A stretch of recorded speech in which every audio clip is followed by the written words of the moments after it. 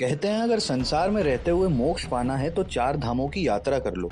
यूं तो ये चारों धाम अलग अलग दिशाओं में स्थित हैं और उन तक पहुंचने का रास्ता भी अलग ही निकलता है। लेकिन क्या आप यकीन करेंगे कि भारत में एक ऐसी गुफा है जहां से इन चारों धामों तक पहुंचने का रास्ता जाता है। प्राचीन उज्जैन को उज्जैनी के नाम से जाना जाता था। उज्जैनी के परम प्रतापी राजा हुए थे विक्रमादित्य। विक्रमादित्य के पिता महाराज गंधर्व सेन थे और उनकी दो पत्नियां थीं। एक पत्नी के पुत्र विक्रमादित्य और दूसरी पत्नी के पुत्र थे भृतहरि। गंधर्व सेन के बाद उज्जैन का राजपाट भृतहरि को प्राप्त हुआ, क्योंकि भृतहरि विक्रमादित्य से बड़े थे। लेकिन राजा भृतहरि धर्म और नीति शास्त्र के ज्ञाता थे।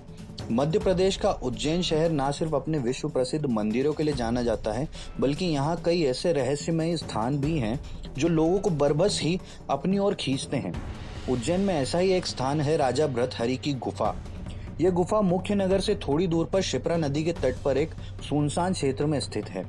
यह गुफा नाथ संप्रदाय के साधुओं का साधना स्थल है। गुफा के अंदर जाने का रास्ता काफी छोटा है। गुफा में प्रवेश करते ही सांस लेने में कठिनाई महसूस होती है। गुफा की ऊंचाई भी काफी कम है, अतः अंदर जाते समय काफी सावधानी रखनी होती है।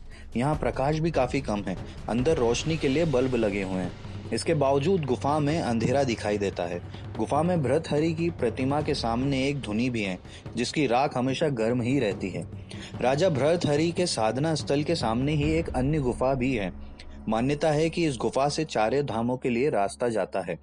यहाँ के स्थानीय निवासियों के लिए इसकी बहुत मान्यता है।